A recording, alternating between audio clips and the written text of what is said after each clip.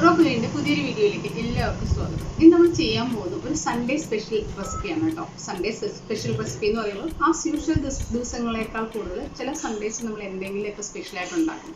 അതുപോലെ ഒരു സ്പെഷ്യൽ ഐറ്റമാണ് ഇന്ന് നമ്മൾ സൺഡേ സ്പെഷ്യൽ ഉണ്ടാക്കുന്നത്. അപ്പോൾ ഇന്നത്തെ നമ്മളുടെ സ്പെഷ്യൽ ചിക്കൻ റോസ്റ്റാണ്. നമ്മൾ പല രീതിയിലും ഞാൻ ചിക്കൻ ഉണ്ടാക്കുന്നത് കാണിച്ചു തന്നിട്ടുണ്ട്. നമ്മളുടെ ഒരു പ്രത്യേക രീതിയിൽ ചെയ്യുന്ന ചിക്കൻ റോസ്റ്റ്. അത് ചെയ്യുന്നത് എല്ലാ പ്രാവശ്യം ചെയ്യുന്നത് പോലെ ചിക്കൻ സ്പെഷ്യലിസ്റ്റ് അല്ലെങ്കിൽ നോൺ വെജ് സ്പെഷ്യലിസ്റ്റ് ആയിട്ടുള്ള കുട്ടേട്ടൻ തന്നെയാണ്. അപ്പോൾ അതെങ്ങനെ ഉണ്ടാക്കാമെന്നും അതെങ്ങനെയാണ് അതിൻ്റെ പ്രിപ്പറേഷൻ എന്നും വീഡിയോയിലേക്ക് പോകാം. ഇപ്പോൾ നമ്മൾ ചിക്കൻ റോസ്റ്റ് ഉണ്ടാക്കാനായിട്ടുള്ള സാധനങ്ങളെല്ലാം നമ്മളിവിടെ എടുത്ത് വച്ചിരിക്കുന്നു. പലർക്കും കംപ്ലൈൻ്റ് ആണ് ഇത് കുറച്ച് മഞ്ഞൾപ്പൊടി, കുറച്ച് മല്ലിപ്പൊടി, കുറച്ച് മുളക് പൊടി എന്നൊക്കെ പറയുമ്പോൾ അത് എത്ര ചേർക്കണം എന്നുള്ളൊരു കൺഫ്യൂഷൻ ഉണ്ട് അത്രേ. അപ്പോൾ അതുകൊണ്ടാണ് കേട്ടോ ഇതെല്ലാം നിരത്തി വെച്ചിരിക്കുന്നത്. എൻ്റെ പണി ഒന്ന് ഈസി ആക്കാനായിരുന്നു അത് ചെയ്തത്, പക്ഷേ നടക്കില്ലെന്ന് തോന്നി. അപ്പോൾ നമ്മൾ ഒരു 3/4 കിലോയോളം ചിക്കൻ എടുത്തിട്ടുണ്ട്. 3/4 കിലോ ചിക്കൻ. ആ ചിക്കന് വേണ്ടിയിട്ട് ഒരു 3 വലിയ സവാള എടുത്തിട്ടുണ്ട്.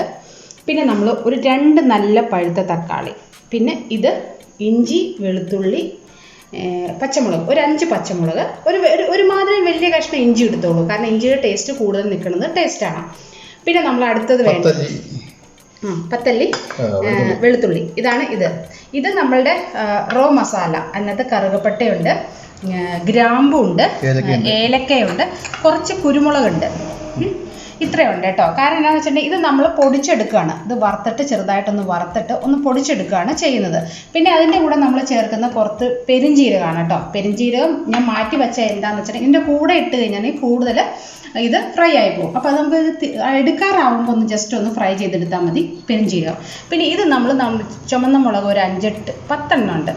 10ഓളം ചുമന്ന മുളക് നല്ല ചൂടുവെള്ളത്തിൽ ഇട്ട് വെച്ചിട്ടുണ്ട്. അരച്ച് ചേർത്ത ടേസ്റ്റ് കൂടുതലായിരിക്കും. സോ അതെടുത്ത് മാറ്റി വെച്ചിട്ടുണ്ട്. പിന്നെ ഇത് മല്ലിപ്പൊടി, വറുത്ത അത് നമുക്ക് ഒന്ന് വറുത്ത് പൊടിച്ച് വെച്ചേക്കണം കേട്ടോ. കാരണം നമുക്ക് വറുത്ത് പൊടിച്ചെടുക്കുമ്പോൾ നമുക്ക് മനസ്സിലാവും അതിൻ്റെ ഒരു സ്മെല്ല്. അത് ഒരു 2 ടീസ്പൂണോളം ഉണ്ട്. ഇത് ഒരു 1/2 ടീസ്പൂൺ മഞ്ഞൾപ്പൊടി.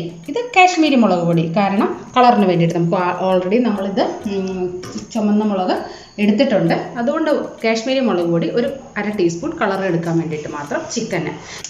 നമ്മൾ ആദ്യം ചെയ്യാൻ പോകുന്നത് നമ്മുടെ റോ മസാല വറുത്തെടുക്കുവാണ്. നമ്മൾ ഗ്യാസ് ഓൺ ചെയ്തു. പാൻ വെച്ചു. പാനിനകത്തേക്ക് നമ്മൾ ഇതുപോലെ തന്നെ പട്ട, ഏലക്ക, കുരുമുളക്, ഗ്രാമ്പു, ഓക്കെ, ഒരു മീഡിയം ഫ്ലെയിമിലിട്ട് ഒന്ന് പതുക്കെ ചൂടാക്കി എടുക്കാം. ഇതൊന്ന് പതുക്കെ ചൂടായി ഒന്ന് മൂത്ത് വന്നു കഴിയുമ്പോൾ മാത്രം നമ്മൾ ഇതിനകത്തേക്ക് പെരിഞ്ജീരകം ചേർത്താൽ മതി. ഇതാണ് നമ്മളുടെ മസാല കേട്ടോ. നമ്മൾ വേറെ ഗരം മസാലയോ ചിക്കൻ മസാലയോ ഒന്നും നമ്മൾ ഇതിനകത്ത് ചേർക്കുന്നില്ല.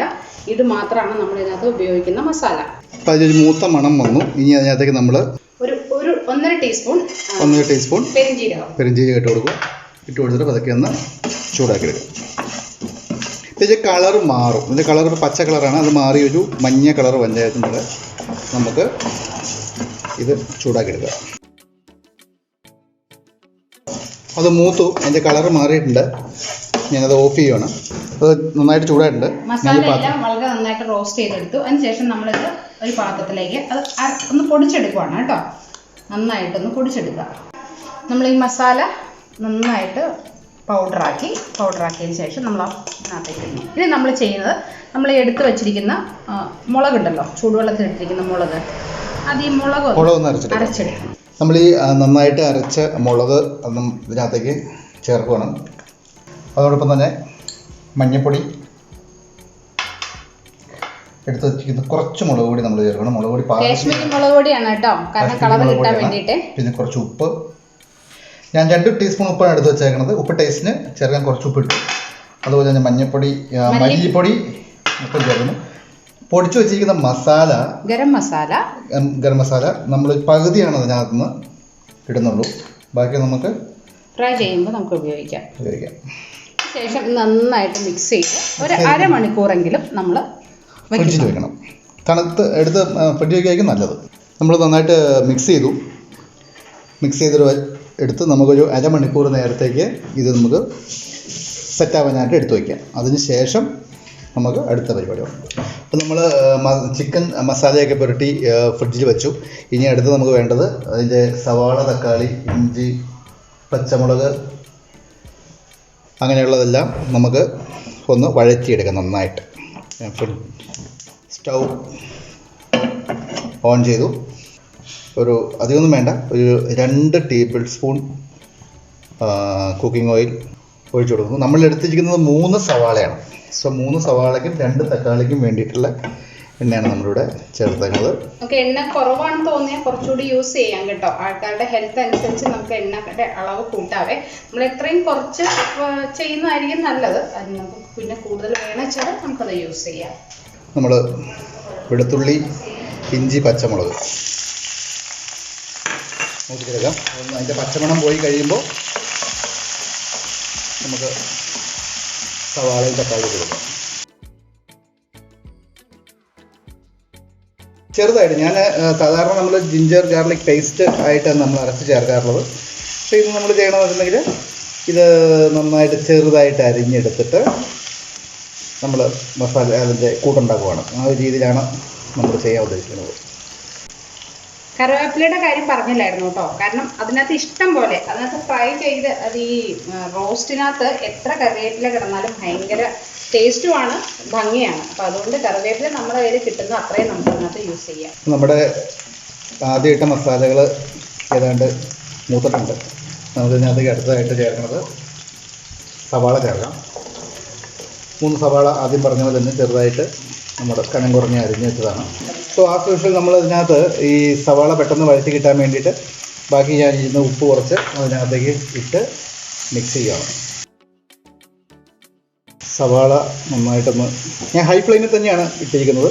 സവാള വഴറ്റി നന്നായിട്ട് വഴന്ന് വന്നതിന് ശേഷം ഈ ഹൈ ഫ്ലെയിമിൽ ഇടുമ്പോൾ ഒരു കാര്യം എപ്പോഴും ഓർക്കുക, കൂടെ ഉണ്ടെച്ചാലും മാത്രമേ ഹൈ ഫ്ലെയിമിൽ ഇടാവുള്ളൂ. അല്ലാതെ നമ്മൾ കൂടെ നിൽക്കാതെ ഹൈ ഫ്ലെയിമിൽ ഇട്ട് കഴിഞ്ഞാൽ താഴത്തെ ഉള്ളി നന്നായിട്ട് കരിഞ്ഞും പോവും, മേളിലത്തെ ഉള്ളി ഒന്നും അല്ലാതെ കിടക്കുകയും ചെയ്യും കേട്ടോ. സവാള വഴണ്ട് വരുന്നു. നന്നായിട്ടൊരു ബ്രൗൺ കളർ പകുതി ബ്രൗൺ ആയി കഴിയുമ്പോൾ നമുക്ക് തക്കാളി ചേർക്കാം. നമ്മുടെ സവാള നന്നായിട്ട് വഴണ്ട് വന്നിട്ടുണ്ട്. ഇനി നമ്മളിതിനകത്തേക്ക് തക്കാളി നമുക്ക് 2 മിനിറ്റ് കഴിയുമ്പോൾ തക്കാളി ഇട്ട് കൊടുക്കാം. സോ വൺസ് തക്കാളി ഇട്ടതിന് ശേഷം അത് നന്നായിട്ട് വഴച്ചതിന് ശേഷം ബാക്കി നമുക്ക് ചെയ്യാം. ആദ്യം ഞാൻ തക്കാളി ഇടുകയാണ്. നേരത്തെ പറഞ്ഞ പോലെ ഞാൻ കറിവേപ്പില കുറച്ചുകൂടെ നമ്മൾ യൂസ് ചെയ്തു. നന്നായിട്ട് നിറക്കുന്ന വേവട്ടെ. അതിനുശേഷം അടുത്ത പരിപാടി നമുക്കിതൊന്ന് അടച്ച് വയ്ക്കാം. ഒരു 5 മിനിറ്റ് കഴിഞ്ഞിട്ട് നോക്കാം. ഏകദേശം ഒരു 2 മിനിറ്റ് ആയി തുറന്ന് നോക്കാം. നന്നായിട്ട്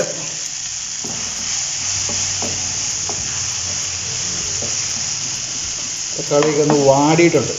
ആ തക്കാളിയിൽ നിന്നുള്ള വെള്ളം കൊണ്ട് അത് നന്നായിട്ട് വെന്ത് വന്നോളും. നമ്മുടെ മസാല നന്നായിട്ട് സവാള തക്കാളിയൊക്കെ നന്നായിട്ട് അങ്ങോട്ട് ചേർന്നിട്ടുണ്ട്.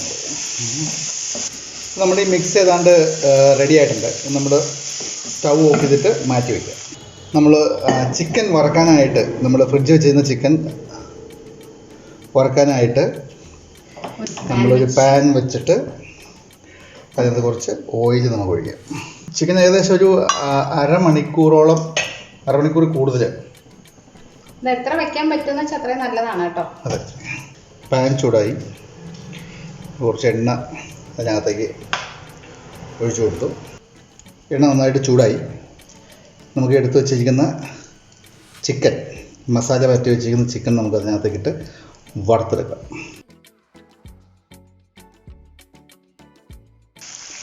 നമ്മൾ ചിക്കൻ ഹൈ ഫ്ലെയിമിൽ തന്നെയാണ് കേട്ടോ വറുത്തെടുക്കുന്നത്. ഹൈ ഫ്ലെയിമിൽ തന്നെ നമുക്ക് വറുത്തെടുക്കാം. അതായിരിക്കും നമ്മളത് 100% 100% തന്നെ നമ്മൾ മുഴുവനായിട്ട് വറുത്തെടുക്കുക. പിന്നെ വേറൊരു വേവിക്കലില്ല, എന്നാലും നമ്മൾ പാകം ചെയ്യുന്ന പരിപാടിയില്ല. ഇത് നമ്മൾ മൊത്തമായിട്ട് വറുത്തെടുത്തതിന് ശേഷം നമ്മൾ ബാക്കി മസാല എല്ലാം ചേർത്ത് റെഡിയാക്കി എടുക്കുന്നു.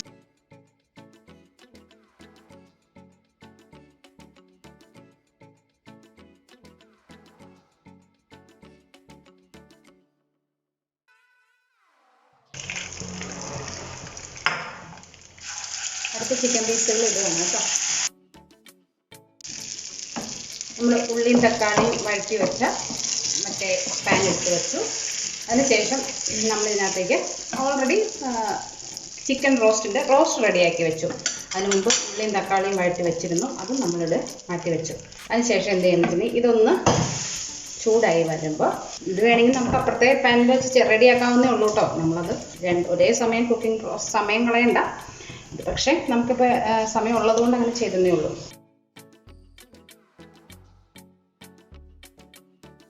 പിന്നെ നമ്മൾ ചേർക്കുന്നു ഇതിനകത്തേക്ക് നമ്മൾ ഫ്രൈ ചെയ്ത് വെച്ചിരുന്ന നമ്മളുടെ ചിക്കൻ. ഇനി ഇതിനകത്ത് ഈ ചിക്കൻ ഈ ഫ്രൈ കിടന്ന് നന്നായിട്ട്, ഇപ്പം നമ്മളിത് ഉദ്ദേശിച്ചിരിക്കുന്നത് പൊറോട്ടയ്ക്ക് വേണ്ടിയിട്ടാണ് കേട്ടോ. നമ്മൾ തിളപ്പിച്ച് വെച്ച വെള്ളം നമ്മുടെ ആ വറുത്ത് കോരിയ എണ്ണയിലെ മറ്റേ ചിക്കൻ വറുത്ത് കോരിയ പാത്രം ഉണ്ടായിരുന്നല്ലോ, അരപ്പുണ്ടായിരുന്നു, അതെല്ലാം കൂടെ കൂടിയിട്ട് ശേഷം ഇതിനകത്തേക്ക് ഒഴിക്കും.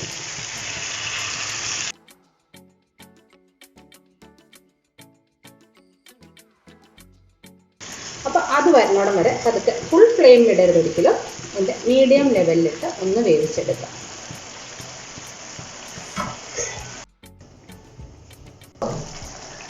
ഇപ്പം നമ്മളുടെ ചിക്കൻ റോസ്റ്റിൻ്റെ ലാസ്റ്റ് സ്റ്റേജ് ആയിട്ടുണ്ട്. നമ്മളുടെ കുറച്ച് ഗ്രേവി വെച്ചിട്ടുണ്ട്, കാരണം ഞാൻ പൊറോട്ടയ്ക്കാണ് യൂസ് ചെയ്യുന്നത്, അതുകൊണ്ട് കുറച്ചൊരു ഗ്രേവി വേണം. അപ്പോൾ അതുകൊണ്ട് നമ്മളിത് ഓഫ് ചെയ്യാൻ പോകണം കേട്ടോ. ഓഫ് ചെയ്യുന്നതിന് മുമ്പ് ചെറിയൊരു പരിപാടി കൂടി ചെയ്യാനുള്ളത്, ഒരു 1/2 സ്പൂൺ നാരങ്ങാ നീര് കൂടി എടുത്ത് ശേഷം ഇതിനകത്തേക്ക് ഒഴിച്ചു. അതിനുശേഷം നമ്മൾ ഗ്യാസ് ഓഫ് ചെയ്തു. അങ്ങനെ നമ്മുടെ ചിക്കൻ റോസ്റ്റ് റെഡിയായി. അങ്ങനെ നമ്മളുടെ ചിക്കൻ റോസ്റ്റ് റെഡിയായി. ചിക്കൻ റോസ്റ്റും പൊറോട്ടയുമാണ് ഇന്നത്തെ സ്പെഷ്യൽ.